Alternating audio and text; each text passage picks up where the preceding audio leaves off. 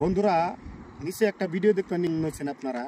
এই ভিডিওটা হলো নেপালের একটা কাপলের নাম হলো বিবেক পাঙ্গিন আর সৃজনা বিলা।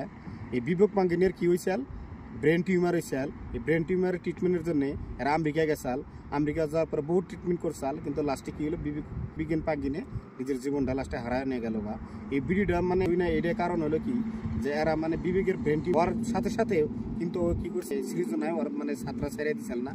কারণ কি হচ্ছে, তারা দুইজন মানে একটা টাইমে বহুত ভালো করে বিয়ে টিয়ে শাদি করছাল, বহুত হ্যাপি কাপল আসাল। তারপরে ওরা তার মানে একজনের সাতটা ছেড়ে দেয় নাই। ছেড়ে দেয় না কারণ কি, ওরা বহুত দুইজনরে ভালো পায়। কারণ কি, এই ভালো পাওয়ার কারণ তারা এই পৃথিবীটা নিজে মানে প্রমাণ দেওয়া রয়েছে যে কি ভালো যদি অন্তর থেকে পাও, একদিন যদি সাথ থাকে, তাহলে নিশ্চয় ফ্যামিলিটা বহুত হ্যাপি হয়। আর আরেকটা কারণ হলো কি, যে আঙ্গ এই সোশিয়ালে বা এই সমাজে মানুষে কি করে, যদি কেউ কষ্ট করে বউর টেট পরীক্ষা বা পুলিশের মানে এই ধরনের চাকরি দেওয়ার পরে দেখা যায় যে তারা কদিন পরে কি করে ডিভোর্স লাগে। তার মানে কি হয়েছে, তারা তো কষ্ট করে স্বামী যে করছে তার বউর প্রতিদান দেয় না। কিন্তু ওইটা না, যারা মানে অরিজিনাল ভালো নারী, কোনো নারীর কোনোদিন দোষ নাই।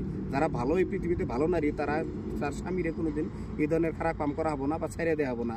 এটাই ওই বিবেক আর সৃজনায় এটাই প্রমাণ করে দেখা দিছে যে পৃথিবীর ভিতরে যদি ভালো নারী থাকে বা ভালো পুরুষ থাকে, তারা কেউ একজনের সাথ ছেড়ে দেয় না। কারণ কি, একজনে খারাপ কাম করে যে পৃথিবীর সবাই কাম করে না। এই দুনিয়ার ভিতরে সোশ্যাল অ্যাক্টিভিটিসে বা সবের মানুষের এটা মানে প্রমাণ করে দিল যে অরিজিনাল অন্তর থেকে যদি ভালো পান, তাহলে কোনোদিনও মানে কেউ কিছু করা হবো না। ভালো পাওয়াটা অন্তর থেকে লাগবো, দুজনের কিন্তু বোঝাবুঝি করা লাগবো। আমার সমাজে এই ধরনের কোনো ঘটনা ঘটেছে।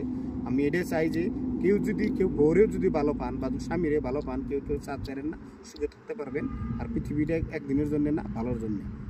তাই করে আমি এই ভিডিওটা শেষ করছি। আল্লাহ হাফেজ।